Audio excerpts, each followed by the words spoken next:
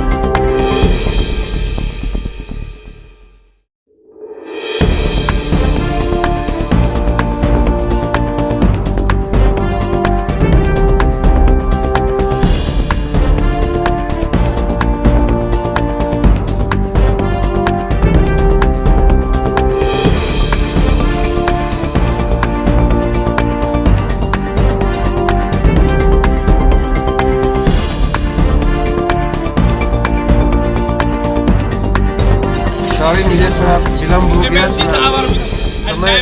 समय का अनुमान मेरा गलत निकला, थोड़ा विलम्ब हो गया मुझे। आया जाए एक चलो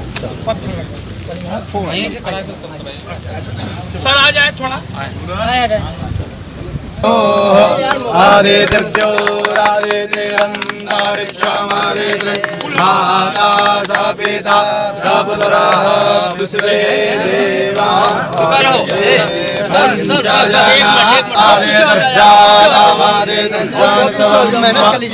भैया और दूर लो, महासचिव जी हैं, और दूर से लो, दूर से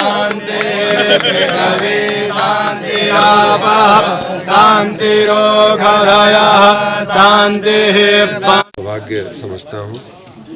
ये अयोध्या की मेरी दूसरी यात्रा है। कुछ हफ्ते पहले मैं जब यहाँ लखनऊ में राजनीति में शामिल हुआ तो मैं उन दिनों शुरुआत के दिनों में जल्दी में हनुमानगढ़ी में आकर के हनुमान जी को प्रणाम किया, दर्शन किया। हमारे कुछ मित्रों ने उस दिन सुझाव भी दिया, लेकिन मेरी ही कुछ मर्यादाओं के कारण मैं भगवान श्री राम का दर्शन नहीं कर पाया। आज मैं आशा रखता हूँ कि बजरंगबली ने वो रास्ता दिखाया है तो आज वो सौभाग्य भी मिलेगा। और विशेष में मेरे मित्र और छोटे भाई मुरली जी, हम लोग पढ़ते थे जब इलाहाबाद में, तो हम लोग साथ में पढ़ते थे। मैं मूलतः 3 भाई हूँ, लेकिन ये मेरे एक चौथे भाई के रूप में हम लोग साथ में एक ही मकान में रहते थे और एक ही साथ खाते पीते बनाते थे। तो उन्होंने जब बताया कि उनके योगदान से, उनके सहयोग से ये काम हुआ है, साधना आश्रम बना है, लोगों को बड़ी सुविधा होगी यहाँ आने वालों के लिए, तो मैं अपने आप को रोक नहीं पाया। तो दोनों ही कारण थे, एक तो भगवान के दर्शन की भी लालसा और लालच थी, और छोटे भाई का ये जो उपक्रम था उसमें भी उनका उत्साह बढ़ाना, और अगर जैसा इन्होंने कहा कभी सहयोगी बन पाए तो सहयोगी हो पाना, ये इसके लिए मैं आना मैंने उचित समझा और मैं बड़ा सौभाग्य मानता हूँ।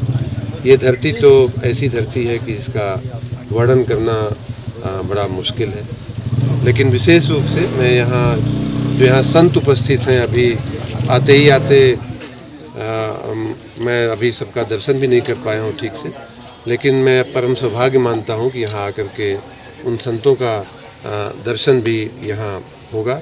आप सब जानते हैं कि हमारे यहाँ जो हमारे शास्त्रों में मान्यता है कि गुरु और संत का प्रभु और ईश्वर से भी बड़ा स्थान होता है।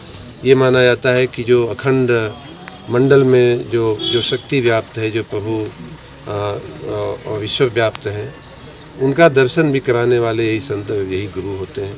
तो इसलिए उनको मैं नमन करने यहाँ विशेष रूप से आया हूँ। अब आपने ये भी जाना होगा, रामचरितमानस में आपने बड़ी साधारण भाषाओं में लिखा हुआ है कि प्रभु धरती पर क्यों आए, तो उनमें से एक आता है कि संतों को और उनको तारने के लिए, उनकी रक्षा करने के लिए, उनका भला करने के लिए। गो द्विज धेन देव हितकारी, आपने सुना होगा। विप्रधेन सुर संत हिता, सुर संत हिता।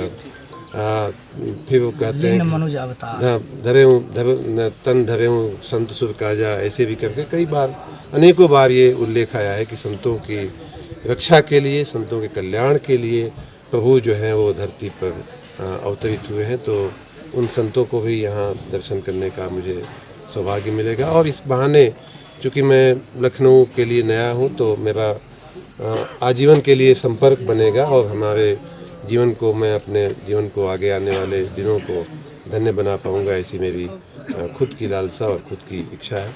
प्रभु श्री राम के बारे में तो मैं क्या कह पाऊँगा, जो नारद सारद सभी जब नहीं कह पाते हैं तो मेरी कोई वाणी में क्षमता नहीं है उनका वर्णन करने की।